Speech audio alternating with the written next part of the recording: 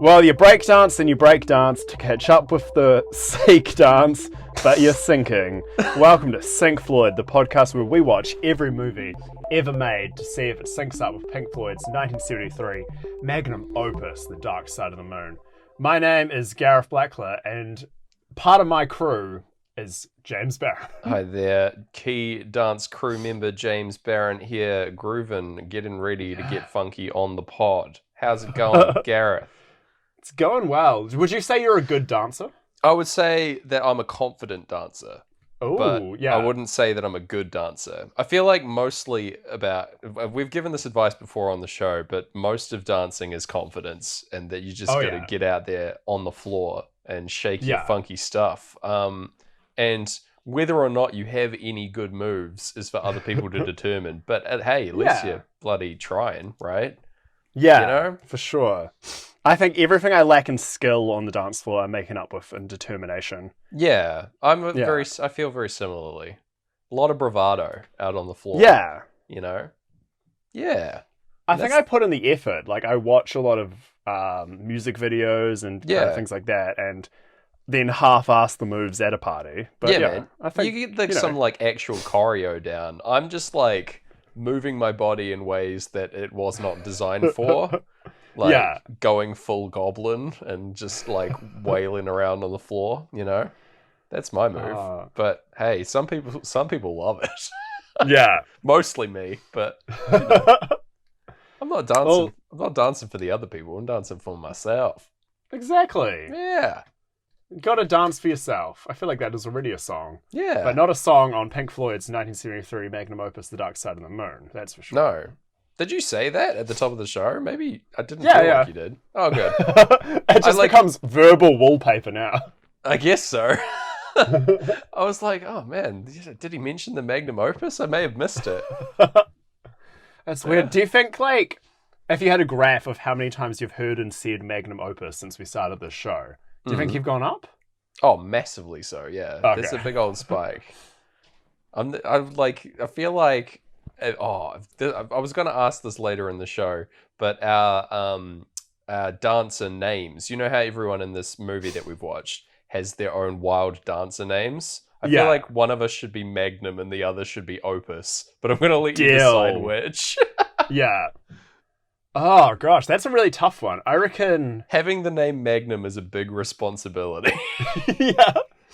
Opus is such a compliment, but Opus Magnum is good. Sounds cooler immediately, you know? Yeah. It is their responsibility. I can take on Magnum, because I feel like you're the wizard of our party. That's true. Tracked the knowledge, you've got it all. Yeah. So I'm I'm the brains and you're the brawn. Yeah. I don't think that's accurate at all. No, I think we're both the wild card. We're both definitely We're both the bard. Yeah, we're a pair of bards. Yeah. Some moony bards on the pod, man. That's where it's at. That's the real truth. But yeah, it makes sense for a pair of bards to be called Magnum and Opus. We're like a package deal, you know? Yeah. Yeah. And you can't play D&D without a party, which is essentially what this film we discovered is. It's very true. This film is called Breakin 2, Electric Boogaloo. Definitely the perfect title of any film. Definitely. Yeah. Had you heard of this film before suggested?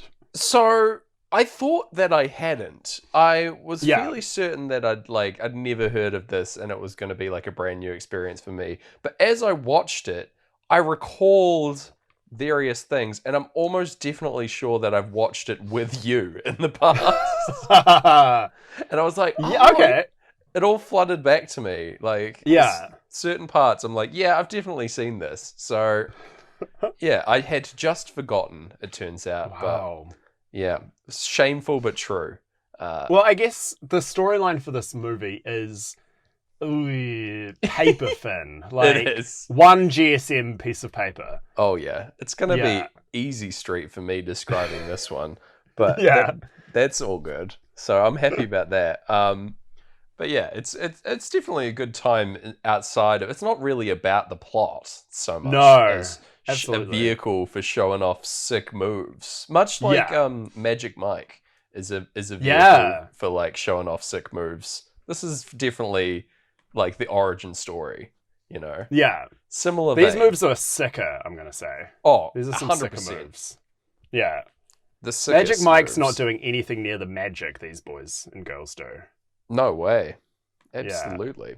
So you've definitely seen it before then because apparently we've watched it together many years ago.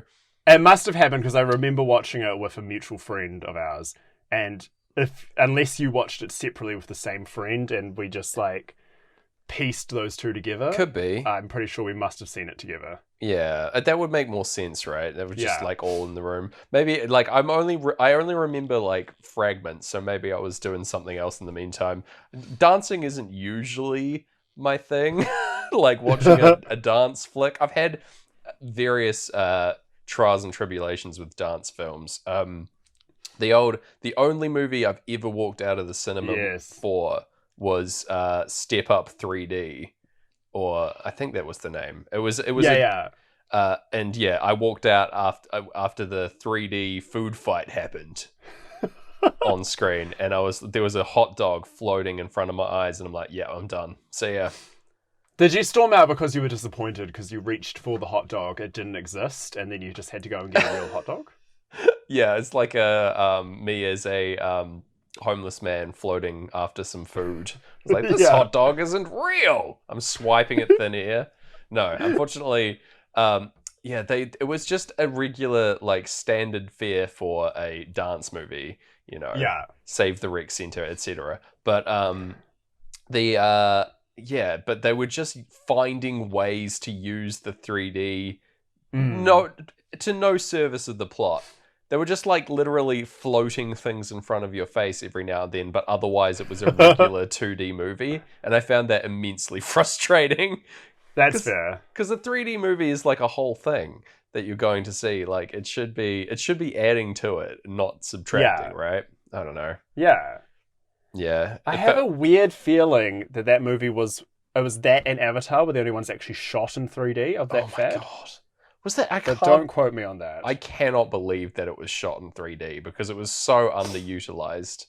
It was very disappointing. But anyway, we're not going to talk more about that. We got Breakin 2, a good a much better film. Yeah.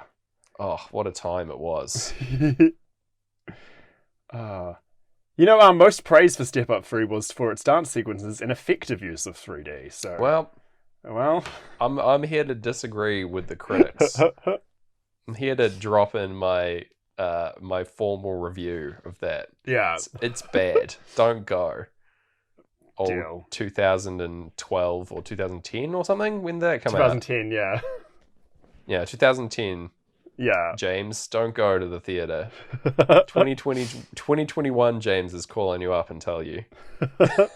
That's the question. People ask me like, oh, if you could go 10 years in the past and tell your younger self something, that's my answer. Don't go to Step Up 3D.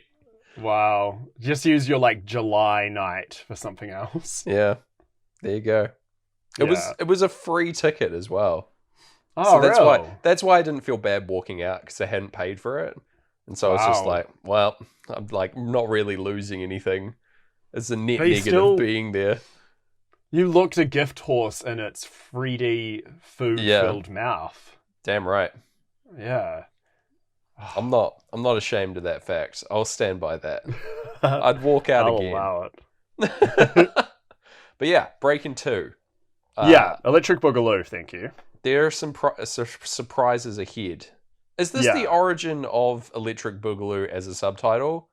It is, yeah. So this is like probably the film's biggest legacy is the phrase Electric Boogaloo, which is now like kind of a lazy joke. It's like very funny, but it's lazy. It's like going, someone announces a sequel, you're either going to say, The Farewell to Electric Boogaloo, or Too Fair, Too Well. Like, it's the same two jokes.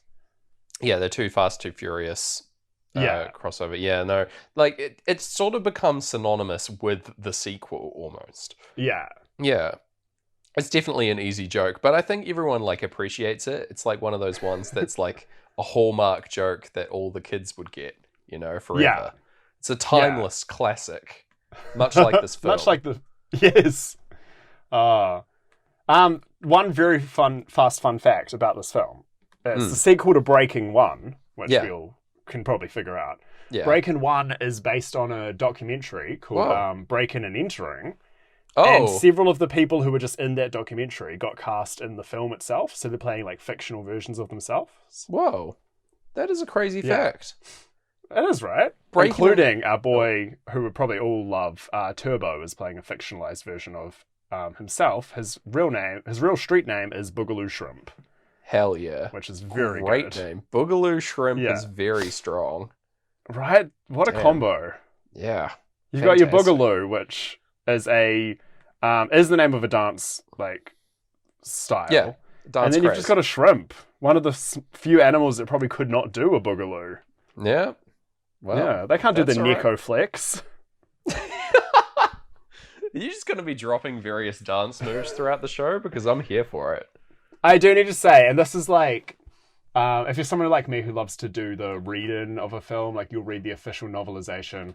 The thing to read here is definitely the Wikipedia page on the Electric Boogaloo dance. As you just get the driest descriptions of the parts of the moves, including creepin', crazy legs, the slot, old man, which was created by a guy called Boogaloo Sam. He invented this move by watching an old man walking across the street. Oh, shout outs to you, old man. Yeah. What? No further information on how to do it. I want to, like, go to a breakdancing contest and just start yelling out for people to do the old man and see what happens. Maybe I'll be removed forcibly, but...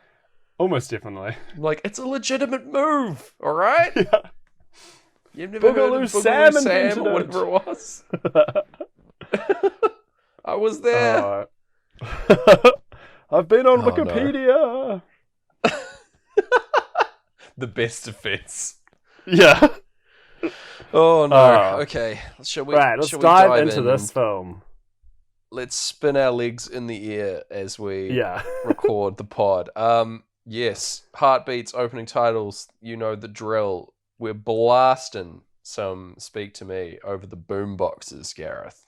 Yeah. Thousands of Kazams are flying out into the air as everyone is dancing. We're seeing lots of dancing feet and dancing hands creeping into frame, doing the creeping part of the dance, I presume. Yeah, and our opening titles is all good stuff. A lot of crazy grooving around to breathe. It's just like a huge dance number at the start of this film filled with dance numbers. But it's just like random people dancing as well. You don't really know any of these characters at the top here. It's just a bunch of people dancing. And that's what this film's all about. Yeah. It's great. I'm finding this way higher energy than I'm used to for Breathe in particular. Oh my gosh, yeah. Yeah. Breathe, you just want oceans and helicopters. Yeah. You don't want anything like... Yeah. You don't want to feel tired. Yeah. I don't want to be exhausted after Breathe because there's a lot of album to go in this Magnum Opus with Magnum and Opus. Yeah. Magnum and Opus kind of sounds like Milo and Otis as well. That's like another good part of our team there. Yeah. That'll be if Milo and Otis were really buff. Yeah. Magnum and Opus. Hell yeah. That's very good. It's a team of like a Magic Mike duo, but they're called Milo and Otis, and they're just like huge buff dudes. Yeah. Perfect. Anyway, yeah, at the end of this dancing montage, we've got we cut to like a stage show, like professional dance show, where we like a chorus line, like jazz. Yeah, good times. And we're introduced to Kelly, our main character for the film, probably, I guess. And yeah, she's just finishing up her run as part of this chorus line, and is looking to do something else now. Maybe this is a holdover from the previous film. I don't know. This is like where Kelly ended up in Breakin' 1. I don't know. But Who's to No say? idea. We're in the same boat we were always in with these sequels. The classic starter movie at number 2 in the series. Or number 8, as we're known to do. Yeah, well, the 2 or 8 are rules. I feel like we did a 3 once. I can't remember. Yeah, that's ringing a bell. I guess we did Mad Max 4. Oh, Iron Man 3. Yeah. Iron Man 3 we did, yeah. That's right. Yeah. That tracks. Okay. We've almost collected all the numbers. There are basically no rules. If we collect one of every number, I'll try and find like a 9 or something that we can do at some point. Yeah. But that's good. Not this week, sadly. Yeah. We rock up to Kelly's house, which is this enormous mansion. It's huge. Yeah. Huge. It looks like the typical American dream house, but it's like enormous. She's from an incredibly wealthy family. We visit her mother and father here, who are like hanging out. Her dad's like polishing a golf club or something. What's he doing?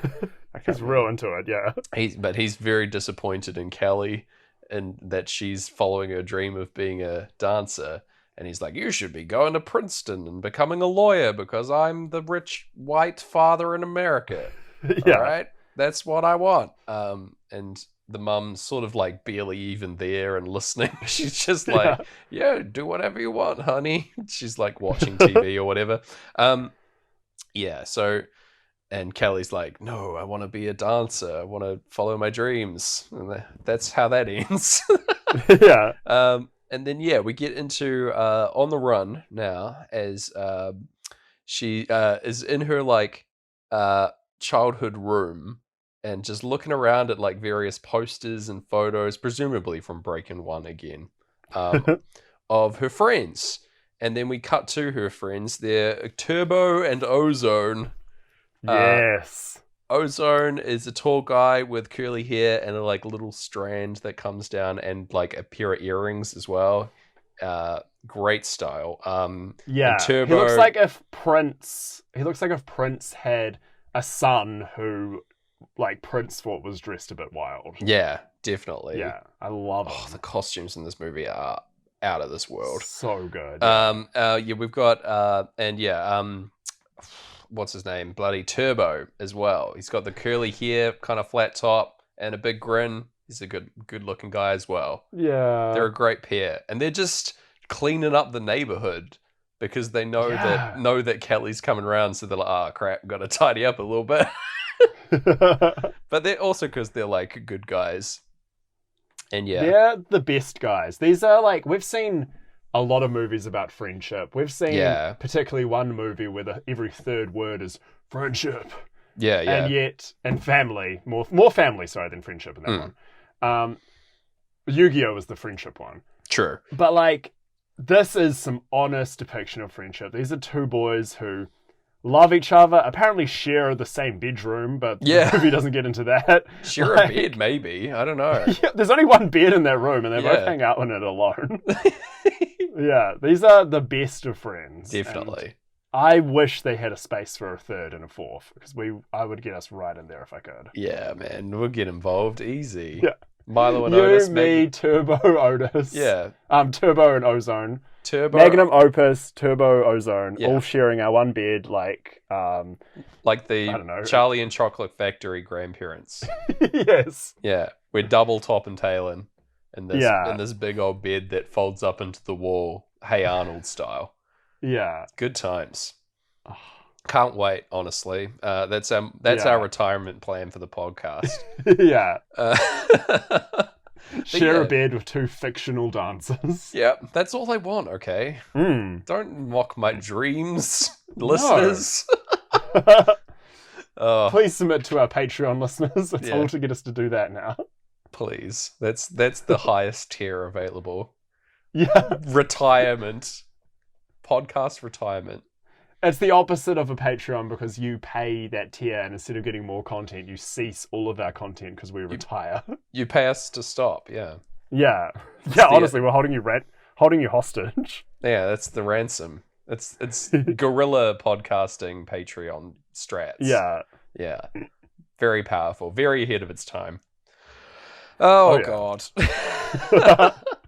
Yeah, but Kelly rocks up to visit the boys, and they're like, "Yay, our friend is back! It's lovely." And they all hang out, and Ozone's been teaching the local kids to dance because he's a dance man and he's great at teaching.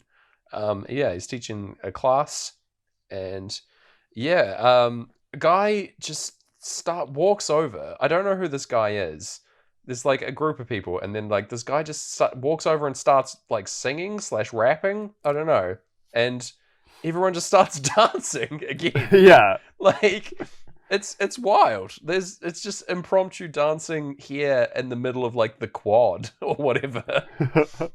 It's great, and like other people get involved.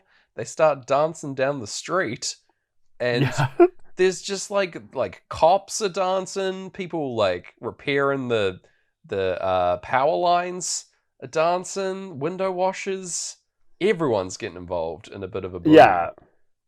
It's like if you took the twist and shout scene from old Ferris Bueller, and just taught that scene itself how to dance and put it in a crowd full of other things with that energy. Yeah, man. Getting a vague idea of what you're dealing with.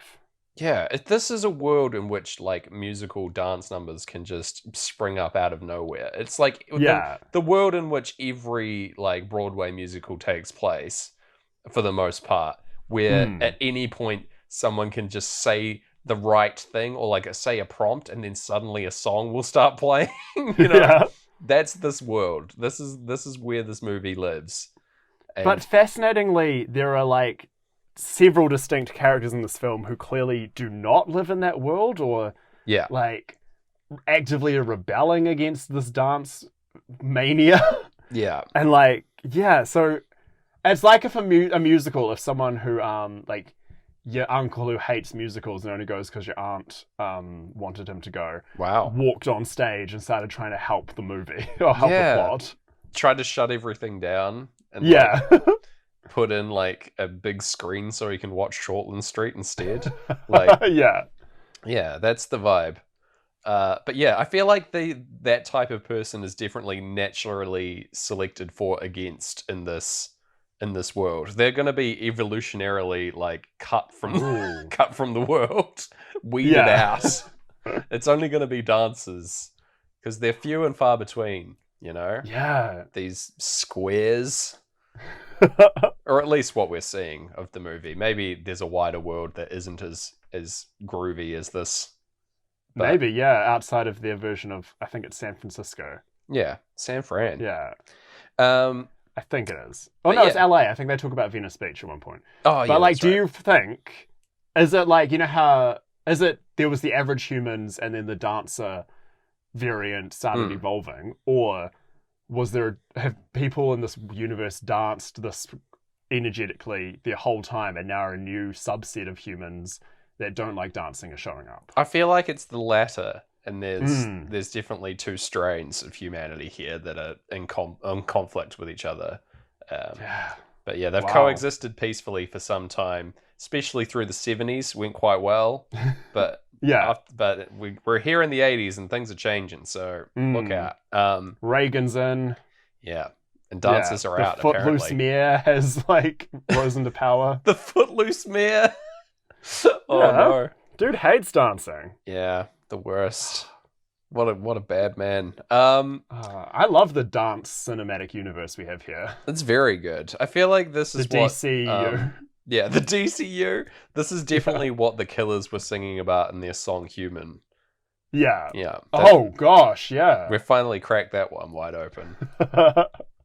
But this is all pretty wild stuff for On the Run playing. There's like people grooving around, and On the Run's such a tense, energetic song that it brings its sort of upsetting energy to also the song that's supposed to be playing is the Electric Boogaloo song. They're saying Electric Boogaloo a lot in the lyrics. In fact, over the crash sound and On the Run, they sing Electric Boogaloo.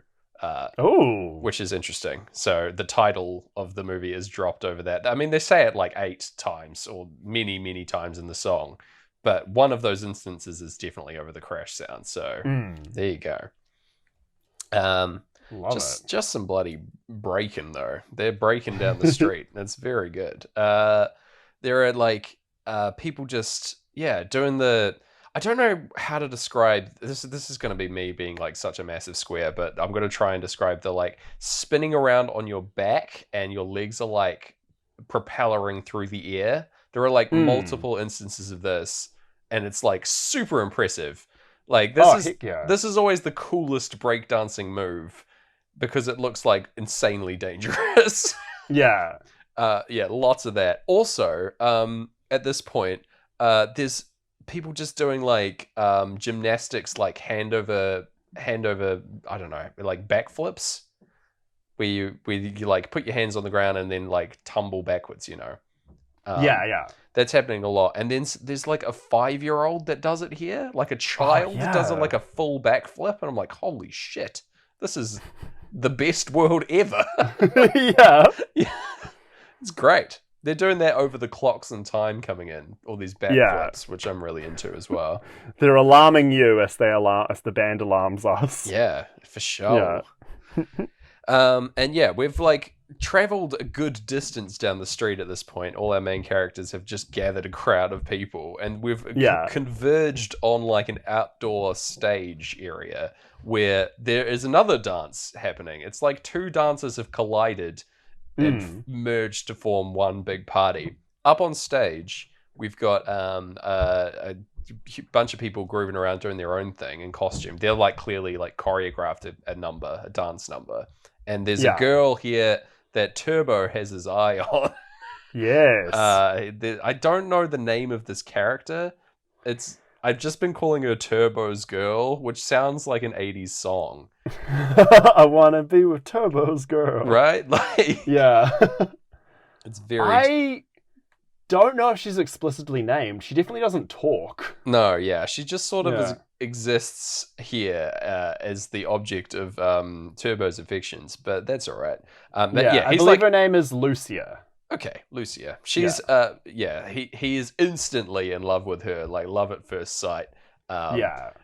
Old Ozone tries to ward him away, saying that she is just a big old tease, teasing him with her beautiful dancing.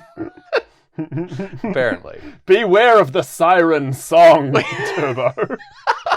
More or less. I wish it was that dramatic. Wink, like full the lighthouse on her, like terrifying. But no, it's not that bad. But anyway, that is a seed that is planted, and then we go to Miracles, the community center where everyone hangs out and does some dancing. It's good stuff. We dance our way there, but it's more than just dancing at Miracles. But we'll see more of it. As soon as we go in there, we meet a new character called the Magician. This guy, he is another character who never has lines. He should have been called the Mime, really, in that he's got like the lower half of his face is painted white like a mime, and he does a lot of miming throughout the film and never says a word. Like, come on, guys. He's not really a magician. He doesn't really do magic at any point. I guess he participates in the magic of saving the rec center, but I think definitely he wanted to be called the Mime, but then obviously because he doesn't talk, he just like no one could stop him, and like no one could help him get that name. So they're just like the Magician, right? And he was like, no, it's actually the Mime. Yeah, he's like shaking his head, but people are like, oh yeah, he's just dancing. Yeah, he's trying to spell out things through his dancing, like Lassie or something, Yeah. Oh gosh. Poor magician. If you watch a different version of it, like maybe on mute, you'll notice his dancing is actually... You watch each of his arms and they're spelling out different letters, and it spells out, please call me the Mime. Oh my gosh. That's the secret subtext of the film, yeah. Yeah. Definitely. For the code crackers. The code crackers and deep fakers. They'll figure that one out. That's for them. But yeah, I found the Magician to be very upsetting, in that he's just sort of... He's just kind of a little bit much. He's a little terrifying to be in the presence of. He's got big clown energy as well as mime energy, and it's like, don't know if you want him as a friend. A little bit scary, but yeah, he's here. He's like positive, and I shouldn't really be judging him too harsh. But man, he's scary. But yeah, we see that there's some kids from the ghetto here doing like a big choreographed number up on the stage at Miracles. Just hanging out, and this is part of what it is. But there's also, they go into the back, and there's a bit of boxing going on. You know, yeah, a few squared circles in there, and like people just practicing their punches on punching bags. It's great. Then we meet the guy who owns the place, Byron, and I think the main reason why there is boxing at Miracles is because this guy is the perfect person who you would cast in like a boxing movie to be the coach. Like, oh yeah. He is the archetypical boxing coach who like teaches you how to believe in yourself before the big fight. You know, his eyes. The whole movie tells such stories. Like, this guy, he probably coached a young scrappy boxer who like threw it all away, and then he like went on to have several other failed attempts at coaching. Like, man. Yeah, he deserves an Oscar. Not even for this role, just an Oscar. He's in his own movie called Miracles, which is about that story, and then the end of the movie he like forms this rec center, and that's the like payoff for him, you know? That's my head another anyway. Brave entrance into the DCU. Yeah, the prequel to this. The prequel to Breakin 2 that isn't Breakin. Yeah. Acoustic Perfect. Boogaloo. Acoustic Boogaloo? Oh no. Candlelit Boogaloo. Oh, I like that. That's better. Yeah. That's much more sensual. Ozone goes over to some of the kids that he's been teaching and shows like Kelly what they're all about. And then they all just start as part of this like showing it off, they just all start bloody dancing again. Like, very big surprise for the They can't dance. bloody help themselves. This is the third time in like 15 minutes that these guys have started busting moves. I would be exhausted. Yeah, right? Point. Yeah, the fatigue. They must sleep so soundly, all of these guys. Right? Like Before this, they were cleaning up. Yeah. They were cleaning up. One of the hardest jobs. Yeah, man. They were dancing all the way down the street, all the way to Miracles. And then they get here, and what do? More dancing. Yeah. That's a lot. That's flat out all day. That is truly a Miracles. Definitely. One of the titular miracles of Miracles. Yeah, miracles only within Miracles. That's one of the rules on the door. Yeah. Maybe that's what the magician is doing, is healing them with his, like, clerical abilities or whatever. He's a guardian spirit of Miracles. Yeah. Perhaps. Unfortunately, all this has to end because we've got a evil businessman here. Yes. What's his name? It comes up later in my notes.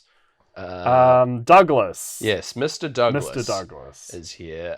He is the evil corporate man who is here to knock down the rec center. He is serving me big Mr. Palmer energy from Twin Peaks. That he's got completely white hair. And has a sort of severe demeanor as well. But yeah, big fan of him. Big scary guy. As an antagonist, he's pretty fun. So he's here to knock down the rec center. We just sort of get his like plan a little bit at this moment. Ozone talks to Kelly and says that she should start teaching here like he is. Since she's like between gigs at the moment, she could do that. And she's like, yeah, sweet. So that's about to get started. So the plan for Mr. Douglas, they want to build a shopping center. It's described as a shopping center and a supermarket in the same breath. Which is a little confusing, but that's fine. We've got another guy here, like, what's his name? Commissioner Snyder is in my notes. I don't think that's the guy that I'm trying to talk about. But there's a guy with like big, huge glasses on and like a bald head. Is that Snyder? I can't recall. He's very like Ted from Scrubs. Very like just a yeah. He'd suit the name Snyder very very strongly. We'll find out later, I guess. But he's the like the lawyer type who is going to get this done for evil Mr. Douglas. He's going to be pushing it through the city council or whatever. And yeah. We get a montage of some classes at the rec center. A lot of Kelly teaching people and Ozone teaching people. And we're going into Great Gig for this as we are watching. It's very... I'm getting... Like, having a montage of people dancing and being taught how to dance over Great Gig is a very surreal feeling. It just felt wrong, you know? Yeah. It felt like I was like watching someone else's memories or something. Whoa. Yeah. You just dipped into like the pensive of this movie. Yeah, I was floating away from the screen in like in black nothingness. Yeah. And just disassociating briefly in this moment. Wow. But yeah, that's what I'm bringing to the pod. So there you go. At least I'm honest. I come flying back to reality, and what do we got? They're like a couple of syncs as we're going through Great Gig as well. They're doing a lot of pointing up at the sky when the singing part of Great Gig kicks in. The classic vocal. I noticed that. Yeah, they're like pointing up at the heavenly voice. I'm feeling, you know. Yes, it's very good. We find out at this point, more discussion with the evil characters, that the building that of Miracles is structurally unsound as per the engineering reports. So not great that's the case. Whether or not these engineering reports are to be believed remains to be seen. But having Miracles be structurally unsound, probably not good. No, yeah, for all those children in there. Yeah, what are you thinking, Byron? Maybe shore it up. I know the times are tough, but like, you can't be having kids that are your responsibility for all intents and purposes in a like should be condemned building. That's the real news story about Miracles that is lurking under the plot. He was probably training some like amazing boxer who was too much of a hothead, and this boxer got real mad at him and was like, "This is your dream, not mine, man," and just started punching the walls. But it was so strong that the walls became structurally unsound. Yeah, that's no good. That's all in the prequel. Yeah, we don't see that. No. But yeah, if followers of the franchise will know why it's structurally unsound based on that knowledge. Yeah. You remember the secret tracks on CDs? How you could some secret tracks you could get to only by rewinding your CD from the beginning. This movie, you rewind it from the beginning, you get the prequel about Byron and the boxers. Whoa, that's the secret. Yeah, I love that. Yeah, you get Candlelit Boogaloo for that. Candlelit Boogaloo. Everyone's favorite boxing film. Yeah. Amazing. But yeah, we cut from here to Radiotron, Gareth. Yeah. The club. Big 80s energy club. I love this place. Yeah, same. There is some powerful singing going on here from I believe an actual artist. Of the time. She's a pair of singers here that are just crushing it, having a good time. This is matching up much better with Great Gig for me. I'm pulled back to earth as these people start singing, so I'm feeling much better. Although I guess this is a less somber song that they are singing, but it's all right. It's close enough for me that I'm like, okay, I'm back. They are just as soon as we get here, the song that they're singing is about the place that they're in. They're singing about... They're singing the Radiotron theme song, effectively. Yeah. I do love the energy of walking into a club and everyone's singing about the club. That's great. Yeah. It's very powerful, very cult-like, but I do enjoy it. But yeah, everyone's really into it anyway. We've got another bad boy coming up here. A guy with a tiger necktie, a tiger print necktie rocks up, and everyone just stops their dancing, stops dead in their tracks. And this guy is a member of, like, I guess a rival group called, what are they called? Electroshock or something? In this moment, they're described as electros, because in my notes I've written down the line that he says because I loved it so much. He says, "Electros rule the dance floor now, sucker." And it's like... It's exactly what I wrote down. Hell yeah. That is a strong sentence. I am fucking with the electros, man. These guys have tiger neckties. No. Yeah. I can't step to that. They got great theming as part of their group. Everyone else sort of in our key characters, our main characters group, everyone just sort of does what they want. They're all wearing like big jackets, I guess, but you can kind of, there's no color scheme. Everyone in the electros has their own look. They're much more organized and cohesive. So I can appreciate that. Yeah, maybe that's how you choose which team you're on, is like if you want to have your own pieces of flair or if you want to be full uniform. Yeah, that makes a lot of sense. You know, you choose your path that way. Yeah, that's the one rule. The one rule of dancing. Yeah. Yeah, you got to choose based by look. I love that this fight that they try to get into. Yeah.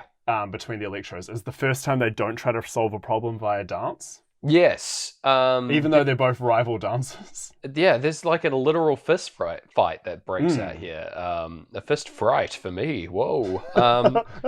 Oh no. But yeah, like I couldn't believe it. Like every other instance has been dancing. And so to see someone like show a like thread of humanity and like suddenly become a real person and like want to beat another man up, I was like, whoa, okay. Yeah. These guys exist outside of dance. Yeah. It's crazy. And yeah, this happens right as we go into money as well. It gets broken up by other Club Radiotron attendees. They're all dragging each other away. It's good. So no fight happens here. Thank goodness. Yeah. Crisis averted. Byron gets the news that the old rec center's going to be torn down, and he drops it on Ozone, and it hits him like a ton of bricks.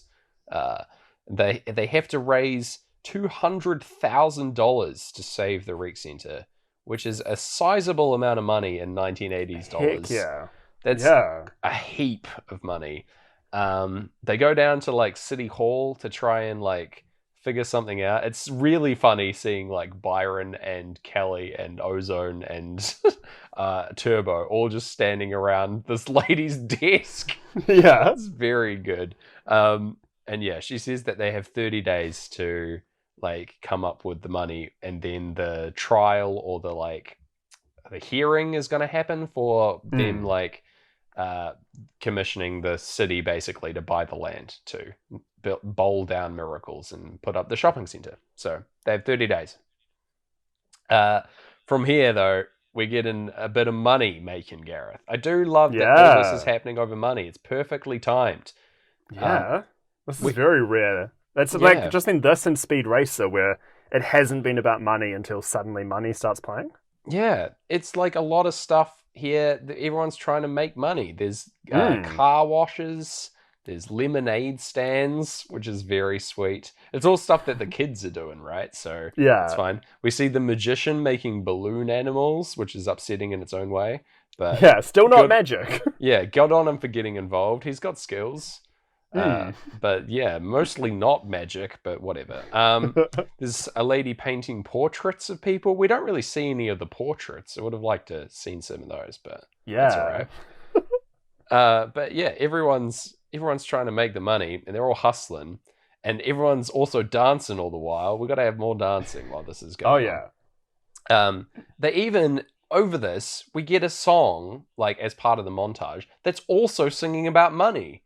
Yes, very strange. So good. Like, if that's not a sync, I don't know what is. Like, that's pretty wild that this is happening simultaneously. Heck yeah. Getting the money montage. Oh man, I'm happy. Yeah. It's premium syncs. This is probably our most one-to-one, like, just replace the music that's currently playing with lined up Pink Floyd song and you'd be sweet. It is no difference. Completely clear cut. Never before have I been so confident in calling something a sync. You know? Like, that's top tier stuff. We can point to this as like a hallmark sync for other people. We can be like, oh, if you sync up Breakin 2, for example, Breakin 2, Electric Boogaloo, to Dark Side of the Moon, then you'll get to Money on the first play and it'll be perfect. You'll see what we're talking about. And people will get there and they'll go like, holy shit, I see what they're talking about, you know? Yeah. So folks, if you want to see what we're talking about, find this incredibly difficult to find film and give it a shot. That is the only downside to this. And that what we do is so difficult.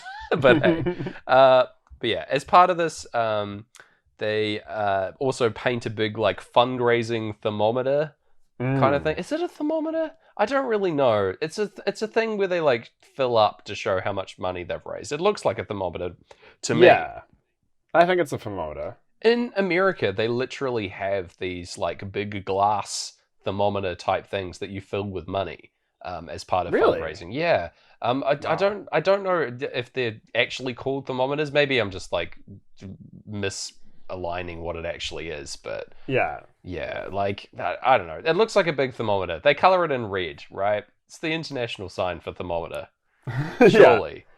It's getting hot. And the kid spray painting this thermometer is so good at correctly guessing cash handed to people and how far it goes to their goal, like percentage wise as well. Yeah, he is the magician. He is. He's the math magician. He's gonna get it.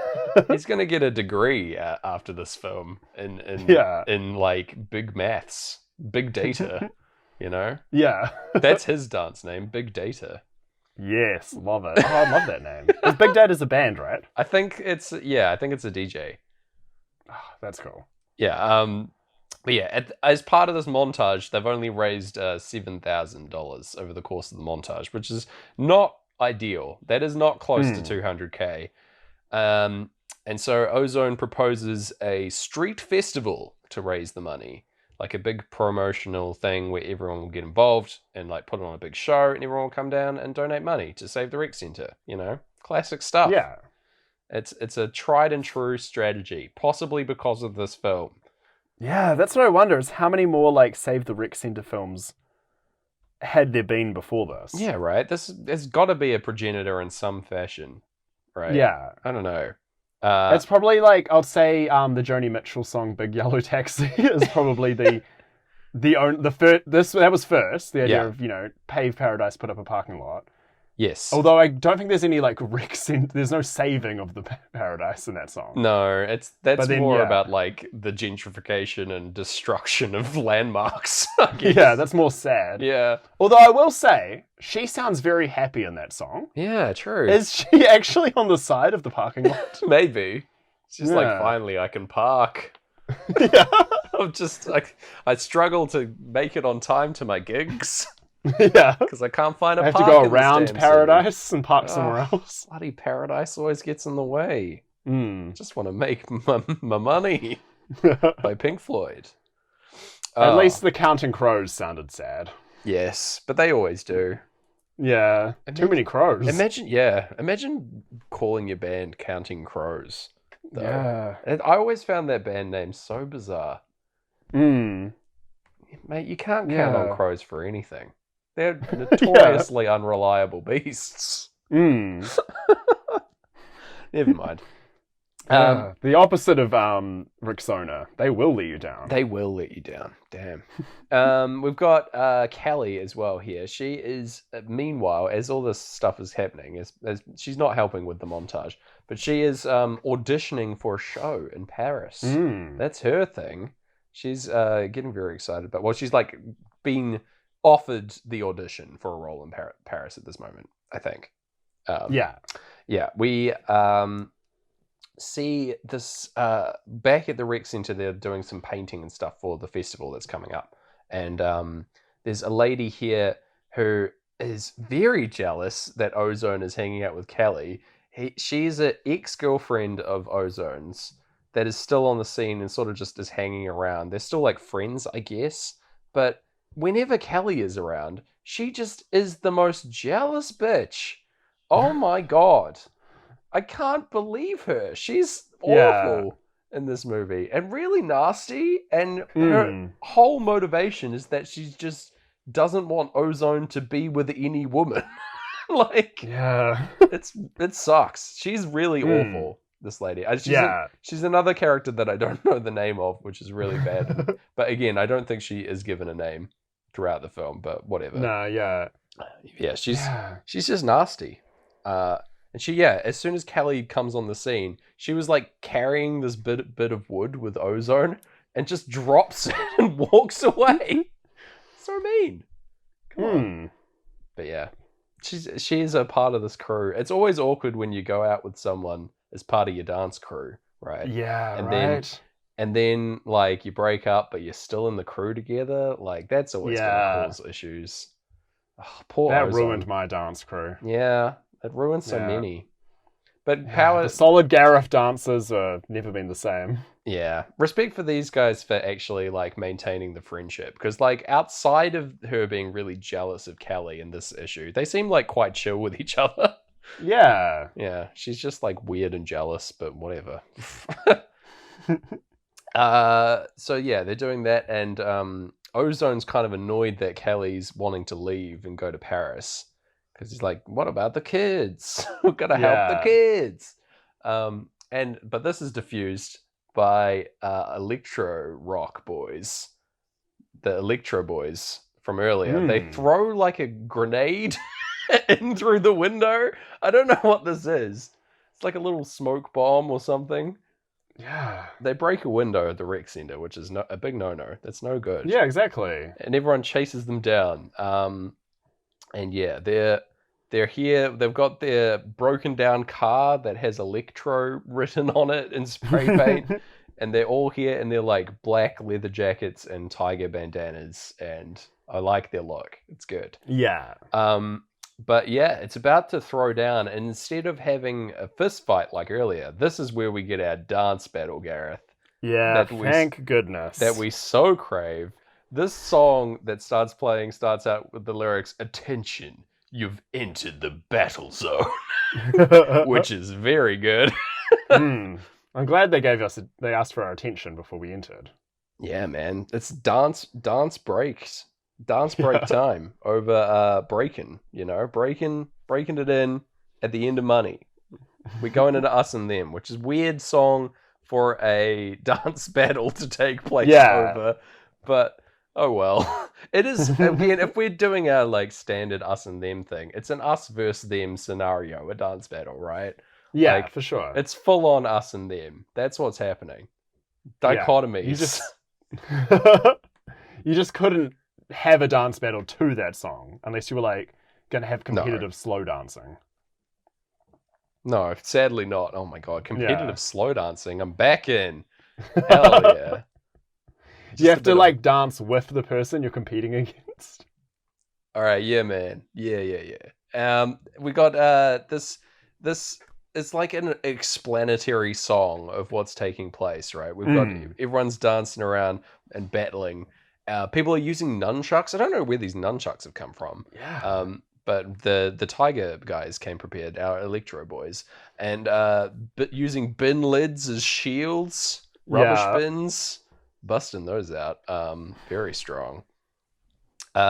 It's great because the dancing, everyone's dancing around, obviously, and instead of doing like damage to each other, instead of like hurting each other, it looks like the dance moves are doing like psychic damage to the people just dancing. Yeah.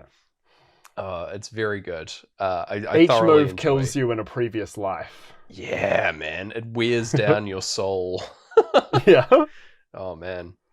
Yeah, I really love a dance battle. This is where, by the way, that I remembered that I'd seen this movie because this dance Oh, no battle way. was a triggering memory for me. I was like, oh yeah, that's right. Yeah. I remember. But yeah, after a little while, the electro rock boys are just thoroughly defeated, and they make their escape. Even Ozone says TKO over that. Total knockout. Got him. See ya. Get trounced, Electros. Yeah. Man. You're unplugged now. Damn. Unplug the amps. Yeah, we got Mr. Douglas now being more nasty. He's sort of here to get started on this construction. They're doing like some site surveying, even though they don't own the land yet, which is pretty bad. He shoves a kid out of the way who's just like come over to like ask about what they're doing, shoves him to the ground. Yeah. Ruthless. In case you didn't know, he was the bad guy. And Byron comes out and he's like, oh man, I heard you've been shoving kids. You don't own this land, Mr. Douglas, begone. And yeah. And Mr. Douglas is like seeing that they're trying to raise the money to stop him, and there's like, it's your time. You can waste it if you want to. There's strong, like, Kaiba energy from him. Yeah, very villainous. Yeah, nasty man. Then we cut to Ozo and Turbo together, who are like working on some new moves together as part of their friendship. I love that. They're just like testing each other out, and they're like, man, you should do this move. Yeah, what else have we got? We've got this brilliant scene where they like reveal their love for each other. They're putting the us and them. Yeah. Not to each other, and probably for each other. They like begin dancing with Ozone's, what I can only describe as a Japanese love pillow. Oh, is that here? I feel like that's coming up in a little bit. Oh, is that not here? No. We've got, because he goes... Oh, yeah, sorry. My notes are awful. It's the next three scenes are Turbo's in love, romance advice, Ozone and his waifu doll. Yes. Which all pretty much sum up the same thing. I'm not very good at this. Very true. But yeah, we get like a couple of scenes before this where the jealous lady from earlier returns and is like, don't hang out with Kelly. And Ozone's like, man, girls are whacked. Yeah. That's true. That's true, man. Damn. At least in this film. Yeah, not in real life. No. And Turbo goes to revisit the stage show girl and tries to like put the moves on her. Yeah. She's still on the stage. She's never left. She's still up there just dancing away. It's like days later. She like gestures to Turbo to like come up on stage and dance, and Turbo's bashful. He doesn't want to go up there. He's too nervous, and like she has not said any words. And she's just sort of indicated to him, and then like Turbo goes over to this guy who is like a huge guy in a Hawaiian shirt who like translates what has just happened, and he's like, yeah man, she's into you, go up there and dance. I love the presence of this like large Hawaiian shirt man. He's who can wonderful. Just like speak dance or like read minds. He's like a full attendee of this outdoor dance theater. I feel like he's been here for days as well. Just grooving and feeling the vibe. He's fluent speaker of dance. He's in the drift with her now. Yeah, they're drift compatible for sure. Yeah. Turbo returns home to like to Ozone's house, I guess, or whatever, their shared bedroom, and starts like dressing up to impress the girl, and then Ozone offers advice on how to attract girls. His advice to Turbo is whack. It's whacked, man. Yeah. It's weird. He says to like walk in a certain way, do this like weird like stumbly walk move, and then like smile at her and like pretend to like look at her over your shoulder, and then like whisper sweet nothings into her ear. It's weird advice. It's clearly just worked for him once, and he's been like, this is the only way. Well, the thing about it is, right, like Ozone's this like incredibly attractive, charming man. And no matter how weird he is, people are gonna fall in love with him. Yeah, that's so true. Yeah. So anyway, this is where we get into this weird puppet. There's this has been in the background of a couple scenes in this bedroom, but there's like a full sized human puppet doll thing of a lady. It's very weird, and so as part of like Ozone's advice, he like dances with this puppet, showing like how Turbo should dance with this girl, and this is intercut with shots of Ozone dancing with Kelly and then dancing with the girl. What's her name? Sorry, I forgot again. Lucia? I think so. Yeah, Lucia. So yeah, it's intercut with both of those, and they start getting like jealous as if the other one is dancing with the other one's partner. In this instance, it's a very weird scene, but they're like, it's very cartoony, and they're like pushing each other back and forth. But it ends with the puppet getting like torn apart, which is very upsetting if you consider that like these are the girls that these guys are fawning over. Like, what message is this sending? I don't know. It's a beware the dance. It's a super weird scene. Yeah. They both love this lovely pillow girl though. They get too invested into her. She's the real heartthrob of the movie. For sure. Yeah. But yeah, as they are doing this weird like tearing apart of the puppet, I've lost all faith in these boys in this instance, and this is where Pink Floyd say that the lunatic is on the grass as well. And I'm like, yeah, these guys are bloody lunatics. What are they like? Yeah.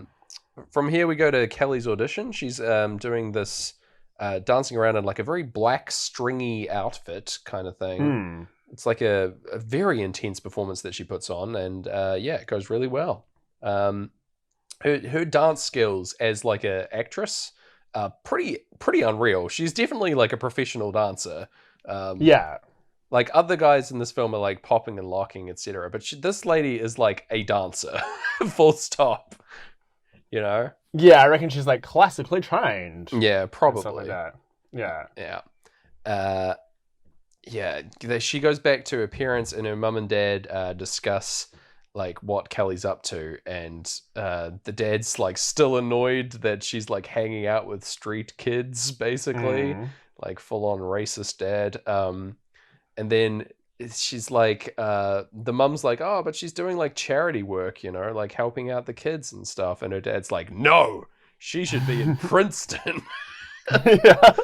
Oh, is he so locked up in Princeton? Yeah, where she will learn the numbers. Dancing is fruitless. But yeah, Kelly thinks that her dad, because he's like an insanely rich guy, could help out the rec center. And so the plan is to have Ozone and Turbo come over for dinner at her family house. And yeah, they do that. They definitely do that. They rock up at the house, and Turbo, I just want to note Turbo's greeting here. There's a maid that answers the door, and Ozone like gives her a wee kiss on the hand, which is weird, but not as weird as what Turbo does. Turbo does this like crazy, like frantic hand action, and then just like sort of shakes her hand. It's like, what? He's a weird guy, but yeah, he's on his own path, you know. Definitely, but he's operating at turbo speed, where we're all just at a snail's pace. He is fully at turbo speed, man. He sees the world in slow motion. Yeah, we're just all trying to catch up to Turbo. Ain't that the truth? Yeah, the mum comes down and greets them, and I like her compliment, that her like accomplice assault, that says, you certainly have unusual names, which is great. We get this like smarmy git at the door. Derek arrives. Yeah, what a Derek this guy is. Yeah, he's a full-blown Derek. Sorry if your name is Derek, but yeah, this guy is the most Derek guy. Introduced as Kelly's fiancé, which is messed up. I'm pretty sure very confusing. This is just the family being like, oh, we'll set you up with this boy, this nice boy from your dad's work, you know? I think that's what's going on here. They're like, it's like a tongue-in-cheek kind of thing, being like, oh, it's your fiancé. Yeah, must be, right? It's very hard to get this tone when you're just reading the subtitles. For sure. But yeah, this guy's the worst. Yeah. The dad comes down the stairs to meet everyone and just like brushes straight past Turbo and Ozone to shake hands with Derek, which I find hilarious. Yeah, our poor boys are very out of place here in this rich man's house. They don't like the food. They're eating some kind of like lobster bisque kind of thing. I don't know what's going on here. This weird, looks like little huntsman spiders to me, to be honest. Yeah, just floating around in tomato soup, which is apparently what the rich people eat. So I don't know. But anyway, yeah, Turbo offers like a little crab to a cat. There's just like a little throwaway detail that I really enjoyed. Yeah, just Turbo feeding the cat, very fun. Yeah, that's like over the silence between albums is this dinner party as well, to emphasize how awkward it is. Yes, right? Yeah. And we get into playthrough 2 as the heartbeats start back up, as we're proposing to the dad to save the rec center, the idea basically. This is where the dad is awful. He says, he goes to the boys and he says, I know what you people do with money. You mismanage it and you spend it on drugs, on clothes, and on fancy cars. What an asshole. What a horrible thing to say. Yeah. This is a fucking racist. Yeah, right? Like the racism suddenly becomes completely like non-subtext. Yeah. Just like, yep, okay, no, dad racist. Pretty overt. Yeah, and the boys take their cue to leave. They're like, all right, Mr. Asshole, we'll get out of your weird house. And then they do the coolest thing I've ever seen. Yeah. Where they both grab a dinner roll and flip it. Yeah. And catch it again. That's their exit move. Well practiced. They're fucking legends. Yeah. After this, Derek calls them arrogant riffraff, which is whatever, dude. You're arrogant riffraff. Yeah. But yeah, they're really chill about it. They're like nice guys. They just like smile and like leave. They're like they're like horribly attacked here, and they're just like, yeah, I guess like that's just how it is. So we'll see you later. Clearly, we're not wanted here. Fucking power to these guys. But yeah, we go into Breathe again. Breathe is back, and yeah, Breathe's back, baby. Kelly is offering advice to Turbo about how to show his feelings to the girl that he likes. She says to like just say yes to like hanging out with her, like be brave, basically. And after this, we get like Turbo finding himself through dance. This is my favorite scene in the movie, Gareth. Here we go. This is my favorite scene in all movies. Yeah. This is just like, I had an expectation with this podcast. I wanted to see some cool visuals with some cool music playing, the music being Pink Floyd. I wanted, like, even if it doesn't sync in the clinical sense, I wanted it to like still be an interesting thing I'm seeing while this music plays. Like it's when you see it, catch a TV on at a bar and you just kind of like take in that moment of two mixing things. This is the first time I think I've truly got what I spiritually wanted. Because what does he do, James? It's full-on Lionel Richie dancing on the ceiling, man. We've got a rotating set where Turbo defies gravity and climbs up the wall and dances on the ceiling and on the side of the wall, and he's loving it. It's an extended dance sequence of just Turbo. I think it lasts like 6 minutes or something. It's great. It's so long. It's worth every moment because I could watch this forever. It's really fun. I love a lot of... I've seen this rotating set technique used several times in different things. There's a really good like series of like comedy sketches that a guy did. I can't remember the name now. Oh, yeah. I remember that. Yeah, but they're great. It's used to great effect, and it's underutilized because it's so difficult to pull off. But man, is it sweet. Just a bit of dancing on the ceiling, Gareth. Into it. I genuinely because this was the only thing I remembered from the film, other than the like saving the rec center. I actually was like deep into the movie and I was like, I think I've dreamt this scene. I don't think this actually happens. Yeah. So I was very happy when it did. It is a dream though, man. Like, Yeah. oh, it's a beautiful moment in the film. And it's great. Yeah. So apparently this technique was invented for A Nightmare on Elm Street. And, Whoa. Yeah, so they asked the ability to like rotate a room on a gimbal. Mm. And so they asked that set the like makers of that film how they did it, and then because they got the advice, they hid a Freddy glove in the background of this room. Oh, very cool. That's a sweet piece of trivia. Nice. Man. Yeah. Cool. Oh man, yeah. So like, it's a really good effect as well because they have the there are windows in this room, and they just have like some plants and stuff, so that you can kind of think that it's just your regular room on the outside. Like that's a nice little touch that really like makes it believable. It's sweet. As part of the end of this dance sequence, his love interest Lucia just appears in the room as if by magic, summoned as a miracle through dance. And yeah, they is instantly wooed by his prowess of dancing and his gravity defying abilities. And yeah, they share a wee kiss. I don't know if this is real or if this is like what I want to believe that it's real in this world, but it could just be his imagination, like this is what he wants to happen as part of his powerful dancing, but I don't know. I think it's real. I reckon it's real. I just wish she'd join him on the ceiling. That was my one regret. That would have been sweet. But yeah, they have a wee kiss. It's great. Yeah. Cut back and just like how this film like truly summed up friendship. I find like this film truly summed up that giddy moment of the first kiss. Like, good on it. Another perfect bit of filmmaking from Breakin 2. Yeah, nice. A modern classic. The Magnum Opus. Yeah.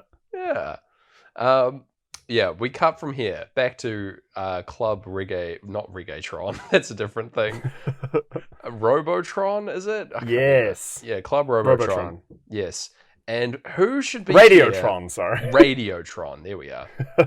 So in my notes at this point, because I didn't recognize them, there's a Mad Max ass dude here. He's wearing like shards of leather and studs and wraparound shades.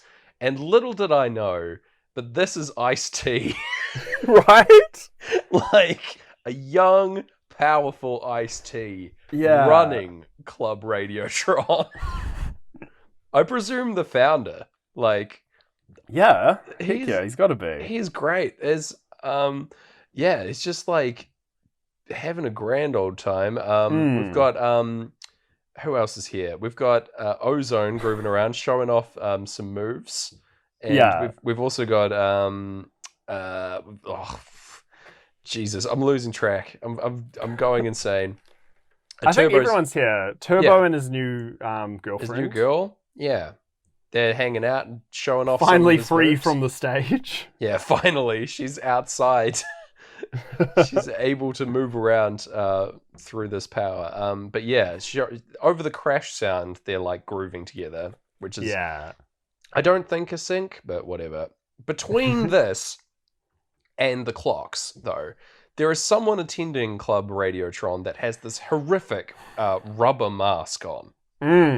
It looks like a giant baby's face that this person is wearing over their face, and it sucks. I hate it. Yeah, and especially when you're hearing these like dread kind of ominous sounds of Pink Floyd, to see suddenly like Michael Myers from Halloween Jr. showing up. Yeah, man. It's scary. It's no good. Post-crash on the run sound effects as we're just like lunar wind washing over me as I see this horrific monstrosity. And I genuinely thought we were going to get like a Too Many Cooks kind of situation where now the movie has been invaded by like a killer. Yeah, man. I was so... like, please don't ruin what has been the most wholesome experience of my week watching this film. Yeah, they do come back at the end, but to not kill anyone, so that's fine. Thankfully. Yeah, I was really worried that after the crash sound and On the Run, after seeing this monster, it was just going to be this horrible lunar wind, and somehow my playthrough of the album would just loop infinitely.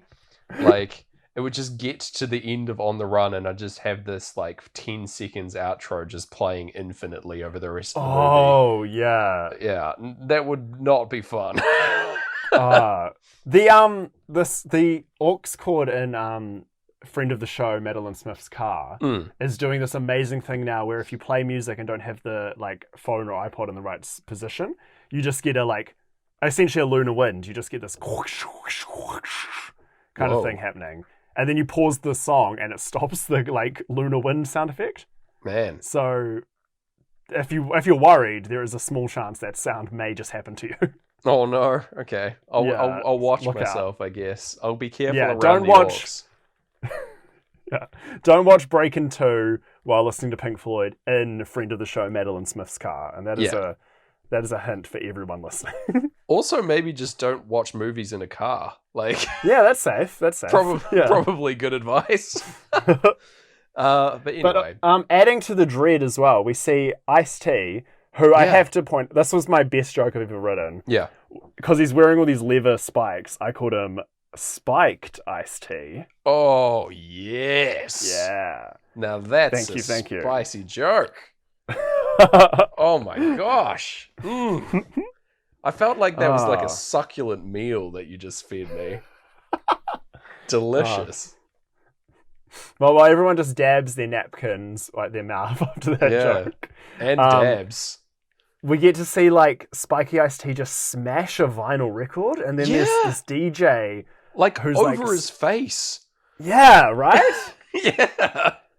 Oh, and terrifying. This DJ is scratching and kind of like so crouched over. He's like the guy at the bathhouse in Spirited Away, the Spider-Man, is just like there as well. It's great. And suddenly this movie is getting scary, and I'm very worried. But then luckily, of all people to save us, the Electro guys show up again, and we're like, okay, chill. Thank goodness. We've got Kelly is here as well. She's accepted her job in Paris. She's going to go away, and Ozone's very torn up about this. Very bad. And then she like leaves and is tormented by the jealous lady and her friends. They all like push her around like bloody psychos. And they say that they're like, stay away from Ozone or your pretty face won't be so pretty no more. It's like, damn. What the hell? Cool. Yeah. It's scary. More scary stuff at the club. Maybe they've hired the scary baby to like... Maybe. Ugh. Yeah. Does this baby's existence mean that the Halloween films are part of the dance cinematic universe as well? Definitely, yes. They take place in the same area. Yeah, that's what happens when you don't dance, is this guy shows up. There's one person who's always just suggesting they like go to like cabins in the woods and stuff. Yeah. And everyone's like, nah, I'm too busy dancing. And they're like, well, all right, you're lost. Yeah. And then but yeah, she takes a phone call and accepts the job in Paris, and her mum like goes to help her out, and like she's like, oh, you'll forget all about this break dancing once you're in Paris, love. Put that behind you. It's real mean. We get to Ozone's dance, his solo dance sequence here up on the roof of Miracles. He's put up a banner that says "Save Our Streets," and he just does a wee boogie up on top of the building. It's not as cool as Turbo's dance. I'm going to lay it out. No. Not as cool. Yeah. But that's fine. I do like that his solo audience is just the magician. Like, just staring up at the top of the building being like, hell yeah, Ozone. This one's for me. Yeah. Eventually, he like magics some other people into existence to also watch. But like, it's funny when it's just him. But yeah, they like all gather together and then dance their way to City Hall and like protest inside. They all pick up these like signs, and it's the time of the hearing. They haven't raised any money other than the $7,000 that they had before. They spent most of that money trying to fix Ozone's doll. Yeah, and like building for the big show, I guess, as well. Yeah, But most of it went to the doll. Yeah. Oh man. But yeah, they're all here protesting inside this public hearing. Byron and Ozone. Byron and Ozone, they take the stand. The Ozone from now on. Yeah, Ozone. Yeah. They take the stand together and start saying their piece over a great gig, which I'm here for. They're talking about how it's the community and all that stuff. But fact of the matter is, the building is unsafe. It's like their hands are kind of tied here. Yeah. They're like, we know that like you are doing a good thing and you're trying to save people, but the building's unsafe, Byron. You could kill kids if you keep doing what you're doing. But anyway, so they hand over the rights to the people to build the supermarket, so they've lost. It's tragic. This is whacked, man. That's what's up. Yeah. But yeah, the gangs, they've lost, and they're not going to give up though over Great Gig. Some construction workers are like rolling in excavators and bulldozers, and all the people are trying to disrupt this. They're like standing and is this happening here? No, maybe this is later. Yeah. No, you're totally right. No, I don't. They're just kind of like trying to annoy the contractors. I don't think this is where this is just contractors. There's no bulldozers yet. They're coming later. No, yeah. Sorry. Oh, yeah, sorry. They're scoping out the side and stuff. Yeah, Turbo like thieves the like lunchbox of the of the construction workers and runs away. I do love this because there's really good extra acting here from one of the construction workers as they're running away. This guy like takes his plans for the building of the supermarket and like throws them to the ground in anguish. He is so upset, and it's just this like tiny piece of acting that is so unnecessary. But I love it. I love it so much. He's so upset about having his lunch stolen. It's the best. But yeah. There's also some amazing dog acting where a dog joins in on the race, like the running, and then like they cut away and the dog's gone, which means this dog made this call entirely independently to run onto a film set and follow the people, and then like that was the best take they got. This dog is like, oh, we're running? Okay. Yeah. I'm good at that. Let's go. Let's go, boys. And then by the time they set up the next angle, the dog was like, sorry, someone else in Hollywood is running. I gotta go run with them. Sorry. I'm the perfect dog extra. I'm required all over Hollywood. Just taking calls on his little dog phone. Any dog you see in a 1984 movie, maybe this perfect dog. Even if it changes breed. Okay. Just in spirit. Oh, maybe. Yeah. Anyway, this dog is also a Great Dane. Yeah. Oh, sweet. Oh, not in the movie. He just keeps changing. Obviously. I'm following. Okay. Yeah. But yeah, Turbo is definitely going too turbo here. He is running too quick, and he stumbles down some stairs, badly hurting himself. And yeah, Callie is at her home preparing to go to Paris, packing her bags, and Ozone rocks up. Ozone is here. Thank you. And he's like, Turbo's hurt himself. He's in the hospital. And she gives up on Paris in this moment. She's like, man, fuck my career. Screw my plans. Turbo's hurt. I've got to go help my friend. She's a lot like former President Donald Trump, because she backs out of the Paris deal. Whoa. I think that's too sad to be funny. Sorry. Yeah, damn. Yeah. I mean, it's true.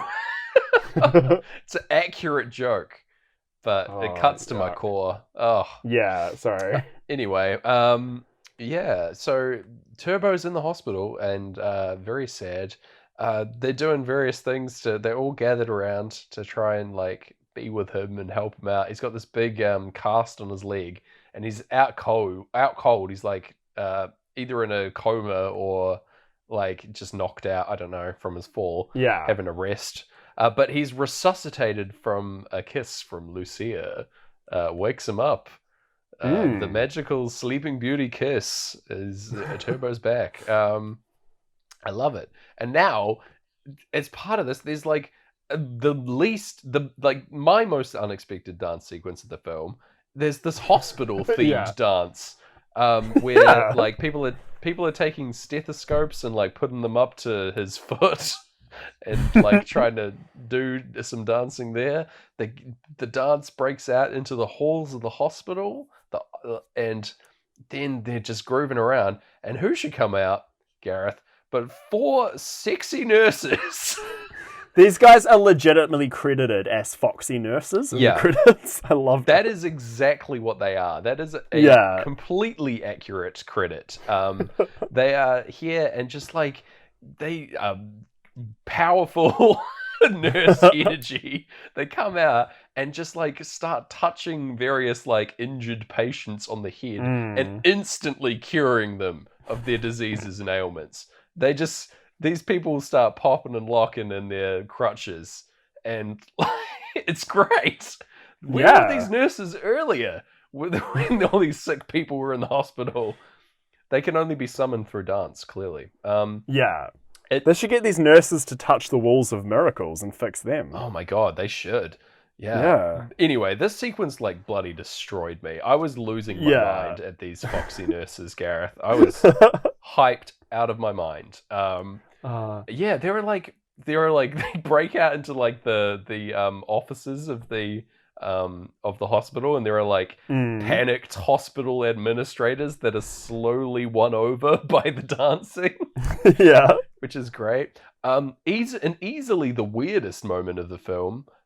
There is a patient who dies. He flatlines, and then Foxy Nurses approach the viewing window of the surgery room, and the surgeons start dancing, just drop their equipment on top of the dead patient and go and join the dance, and then the patient comes back to life. Amazing.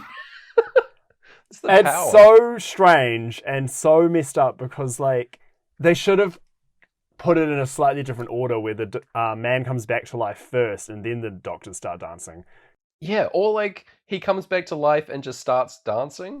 There's a brief moment where these are the worst doctors. Yeah, they're really terrible, these guys. Yeah. They're just like, the fact that they just drop their like surgical equipment on top of this man. This is disgraceful. Honestly, yeah, they should lose their licenses and then regain newer licenses for sweet dancing. Oh yeah, sweet moves. Dance licenses. Licensed. Yeah. As the final part of this, there are like heavily pregnant women coming out of the maternity ward and also joining this dance, which is impressive in of itself. But man, what a wild sequence. I was floored by this. I'm like, I can't believe they're dancing here. Even here. In this place of sickness. There's no place sacred. I was shocked. I was shocked to my core. In Magic Mike, there's a hospital scene and no one dances. No, yeah. They just abandon Julio Iglesias. Not Julio Iglesias. Not Enrique Iglesias' dad. Sorry. Fluffy, right? Yeah, Fluffy, man. Yeah. Oh, man. They probably abandoned Enrique Iglesias' dad as well. They probably did. No. The Magic Mike boys have much less honor than these boys. Too true. We get back to, after this insane sequence, we go back to Kelly and Ozone hanging out at Kelly's house, and we get another sync. They're eating some pizza, and they said, "Don't take a slice of my pie." As part of money. I'm like, hell yeah. Yeah. Just grabbing a slice. That could be what Pink Floyd is singing about, maybe. I don't know. Heck yeah. It's as good a theory as any. Yeah. Oh, man. And yeah, the dad comes back in to scold Kelly for her choices, for giving up on Paris. And he like gives her an ultimatum. He's using his like powerful rich dad energy for evil. He says that he will save miracles. He'll save the rec center and give all the money to fund it, as long as she goes and gets a Princeton education, which is what he wants. Yeah. A messed up dad. And she's like, nah, man, dancing is my life. And it's great because Ozone gets up and he's like, we don't need you, man. We don't need your money, but we do need you, Kelly. You're the best. And I'm like, hell yeah. Yeah. the dad's like talking about how he's like, oh, you'll let your pride stand in the way of your rec center getting rebuilt, and he's like, man, what do you know about pride?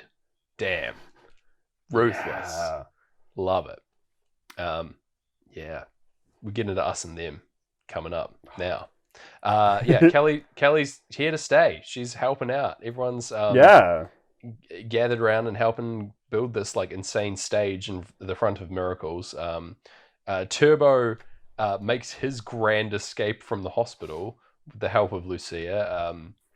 He like hops inside like a laundry cart, and she dresses it up as a equally foxy nurse, and they make their escape. He like pops out and taunts a hospital administrator. It's really silly, but anyway. Yeah. Everyone's doing the construction in front of Miracles. This would cost a shitload, by the way, building all this stuff, but whatever. As we get into this, the jealous lady is here telling Kelly to leave, and they almost like start a fight between each other, a regular fight, not a dance fight. And but this is interrupted by all these excavators coming in, this time for real. They're rolling on over, and they all dance in front of the excavators to like tell them to go away. Yeah, there are like construction lads like sitting inside this bulldozer like with people like bumping and grinding up against the windows. It's a very good visual. Yeah. In this world, like surely it must be part of an interview process when you want to get them to do like these serious jobs or like to fight against the dancers, is to make sure they're not one of these dancer folk who immediately want to dance.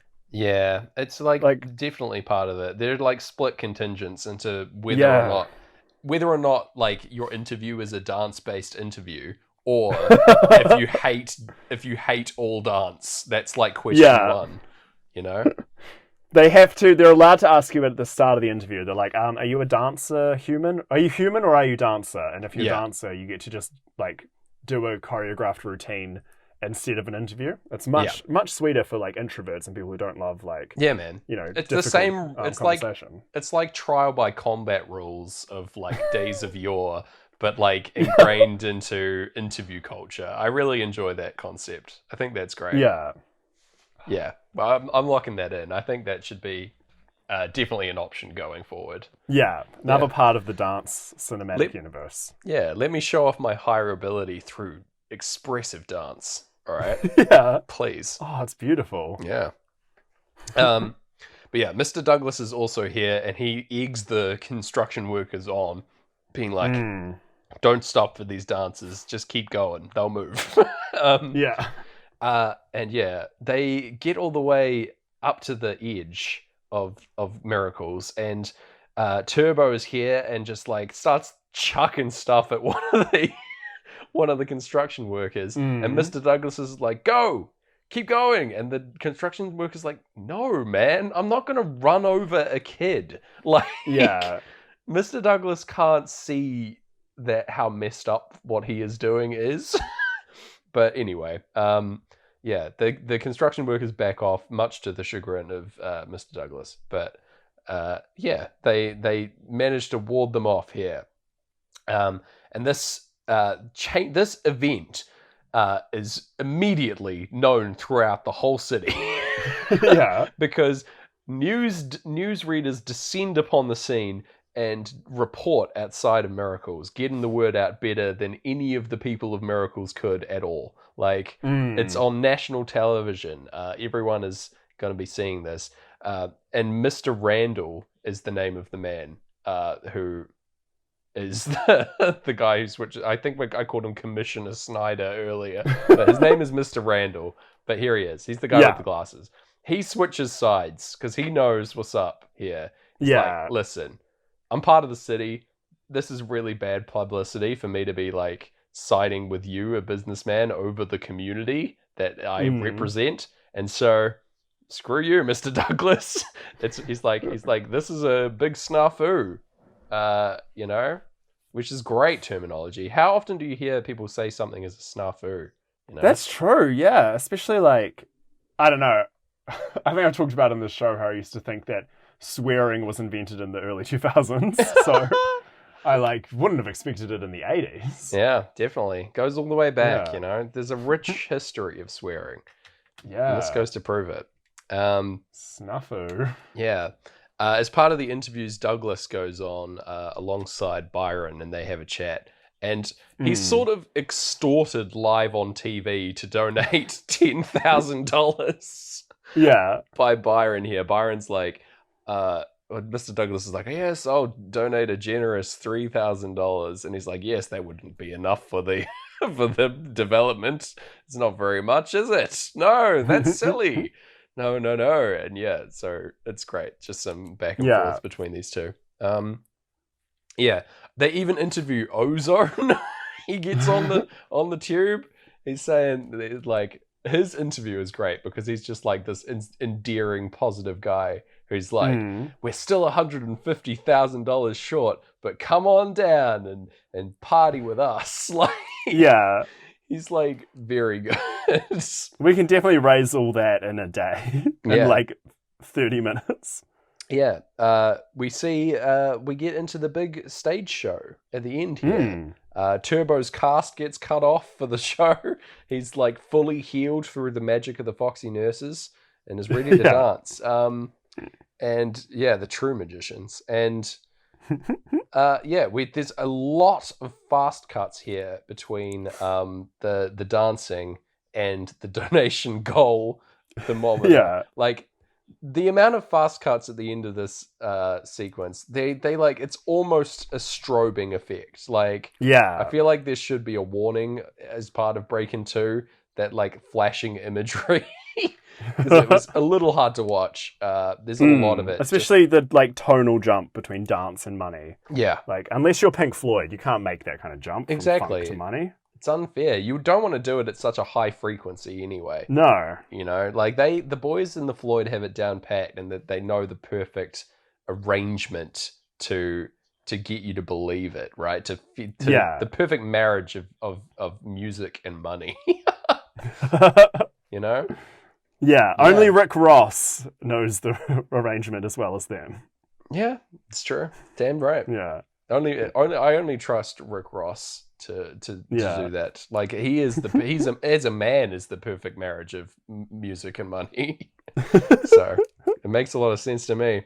But yeah, they're all dancing around to Brain Damage for us in red berets, and Kelly's mum and dad are watching on their tiny little TV that they have outside.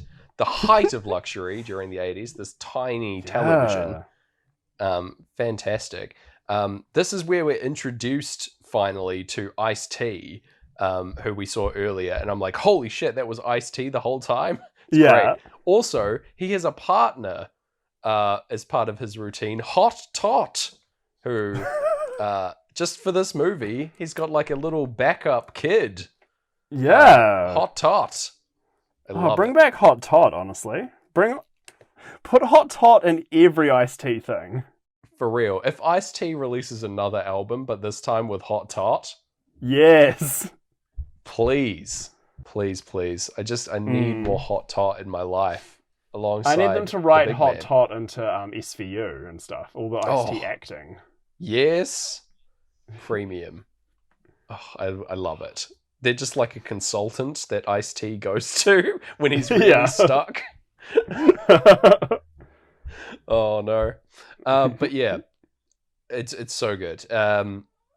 He does a rap about giving, about donations. I'm into it. And yeah, he's like, give so miracles can live. It's very good. There's a breakdancing chicken. They raise a fuck ton of money. They raise like $100,000 in the span of like 10 minutes of movie. Which is very impressive. And the dad comes on down. He's like, all right, we got to go down and help Kelly. He's decided. And even the Electros are here. They get up on stage and they're like, for the good of the community, man. And they do like Ozone and him do the like Predator arm clasp. And they're ready. And they dance together. There's a very sensual moment between the like main Electro guy and Kelly when they are like face to face. Like, Ozone better look out. Like, because goddamn, there was some chemistry there. But yeah, final part of the film, Kelly's dad appears in the audience, and he's like, I get it now. I figured it out. I'm really proud of you, girl. You care about the community. You've done a great job here with all these kids and the raising of the money for the rec center. I understand. And he donates. He donates. Writes a wee check for $50,000 and saves the day. Yeah, right as we get into our third playthrough of Breathe. Yeah. Now, there's a real problem in New Zealand. Sure. Which is our housing crisis. Yeah. And the problem that comes with it is, of course, young people can't afford homes. Mm-hmm. But there's also a very annoying thing where our biggest online newspaper every month decides to publish an article about a young person who can suddenly afford a house. It's and so it's supposed to be annoying. this big, inspiring, shaming story. Yeah. Once you click through the article and often pay for the paywall to see what it is, Yeah. the twist is always that their rich parents gave them the money. Yep. So to see that come into my beloved Breakin 2 Electric Boogaloo, I was saddened. I agree. They should have raised the money through sheer grit and determination and not being bailed out by Kelly's father, you know? Yeah. That's the real letdown of Breakin 2. But, you know... Or at least they raised it should have been... Well, sorry. Oh, they raised $150,000, which is, like... That's true. Definitely enough to shore up some of the walls. Like... I feel like that's better than they could have hoped for. It's pretty wild that they managed to do it when previously they raised $7,000. Like, that's true. Yeah, doing the same thing. Yeah, exactly. Oh man, it's very impressive. But yeah, I can definitely see that comparison. Oh, yeah, that's such a disappointment. Oh well. But yeah. They get into the final music number. Everyone's bloody celebrating. They let off a whole bunch of balloons that would, again, cost like a shitload of money. Helium ain't cheap in 1980s. It's nuts. Like, and yeah, but there's get a final song here as the people from the club Radiotron have returned and are singing a song for us. Believe in the Beat, I believe is the name of the song. I believe in the beat, Gareth. Yeah, do you believe in the beat? I do. You believe in the beat. That's good. I always have. That's what they say about me. Yeah. Yeah. That's true, actually. I've never doubted your belief in beat. Damn right. You know it's real. Please. Yeah, like I want that to be known, that my belief in the beat, it's rock solid. Like, unshakable. It's never been a question of faith for you in the beat. No, definitely not. You know, it's just it's to my core. I dance to the beat of my own drum. And yeah, we get into the credits over Breathe. Having Breathe and seeing like balloons flying through the sky is very very lovely. And one last sync kind of sneaks in under the line because there's a bunch of super fast cuts. Oh my god! Of the crowd and stuff. Yeah, and that's all during the instrumental stretch, and then it's once the vocals come back, like run, rabbit, run. Yeah. It cuts back to this long, slow shot of balloons. Perfect. And then once the vocals stop, it's back to the fast cuts. It's so nice. Yes. Nah, love it. I love how often this movie synced, you know? It's wild. Let's get to it. What did you think? How did it sync? I loved it. Yeah, right? Yeah. Strong syncs. Syncs. Definitely our strongest syncs for a movie which was clearly built around music that isn't Pink Floyd. Definitely. Yeah. Yeah. Which is always a dangerous game that we play. Right, but yeah. For once, if you fail to cross the Tommy pageant. Oh my god. The Tommy line. Yeah, you're in trouble. For real. Yeah, like it's very impressive to me that like it is possible. I thought for a long time that it would be impossible. But this is like me doing the sermon at the Church of the Beat right now. Where my belief was tested by the Lord of the Beat. And now I found my path and I was proven. It was proven to me that, I was a doubting Thomas. And now I've learned my ways and I will be a follower of the Beat until I die.